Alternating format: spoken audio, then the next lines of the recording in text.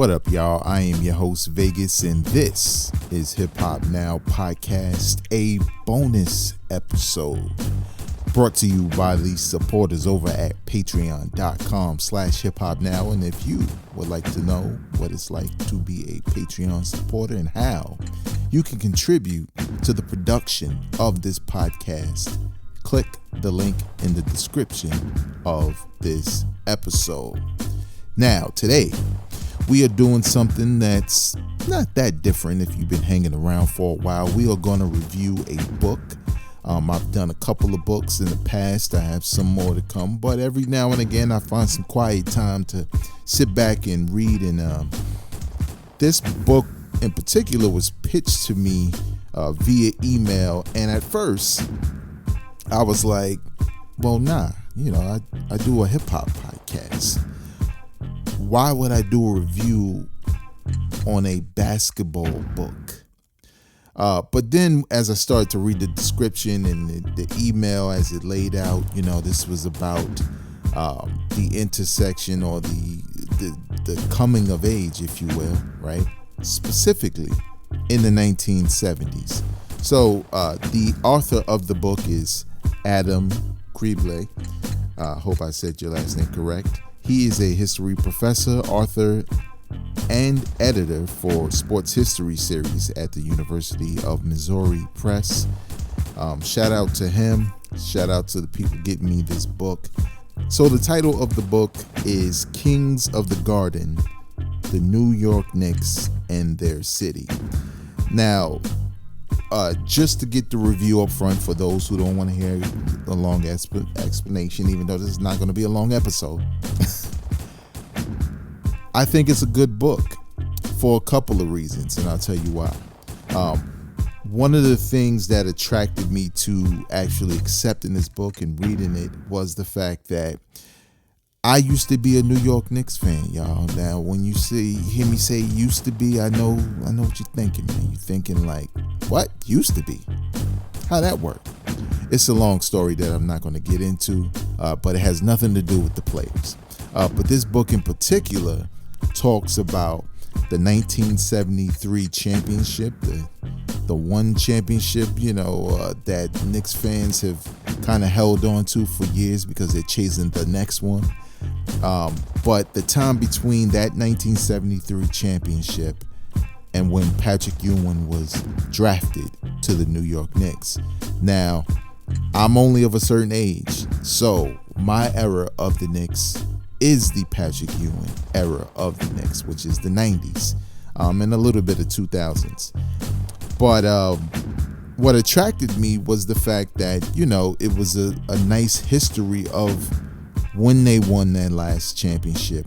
What was it like to live in New York City? What was New York City? What was it for the Knickerbockers between that time? The struggles of the city. But one thing as it relates to hip hop, one team, New York team that's always been basically linked to the birth of hip hop is the New York Yankees. If you read a couple of different, books about hip hop around that time, especially when that blackout occurred and everybody got the equipment in the 70s to DJ, via the riots, you always hear about the Yankees, right, with hip hop. Summer Sam around that time with hip hop, right? The blackout with hip hop.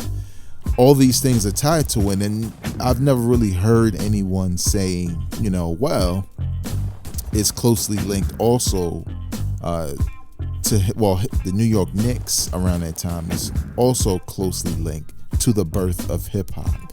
And I think the book does a great job of explaining that connection and that connection with the city, because in a lot of ways, I'm not here to retell the story, but New York City was a very different New York City than now, right? There was a lot of poverty. There was a lot of different things going on in the city, from a political landscape to from economical, just a lot of hardships within the city, a lot of struggle.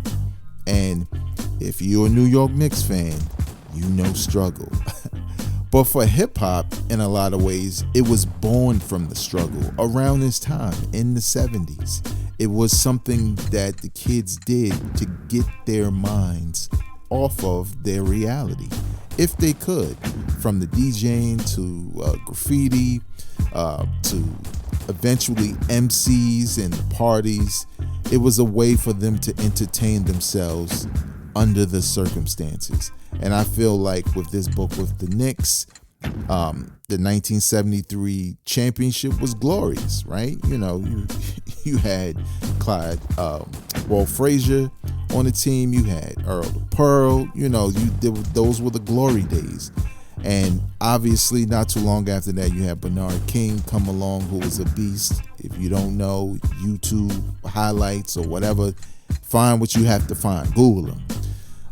Was a beast, but it was never enough for them, the New York Knicks, to return to the glory days of competing for a championship in that way.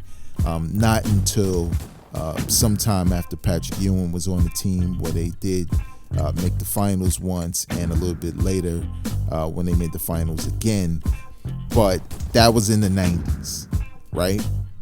But from 73 through most of the 80s, or all of the 80s, you should say, it was a uphill climb. And even though the New York Knicks weren't new, I think what you know of a New York team as far as the grit, if you've watched the NBA playoffs, the 2024 NBA playoffs, you can see that tradition of grinding it out and grit and not having superstars, so to speak, but having really good players who come together to try to accomplish something great. And that's kind of what Knicks basketball has always been. And in a lot of ways, it does resemble hip hop. You know what I'm saying? So I think that's what I like most about this book. Again, there's a lot of history about New York City at that time and through that time.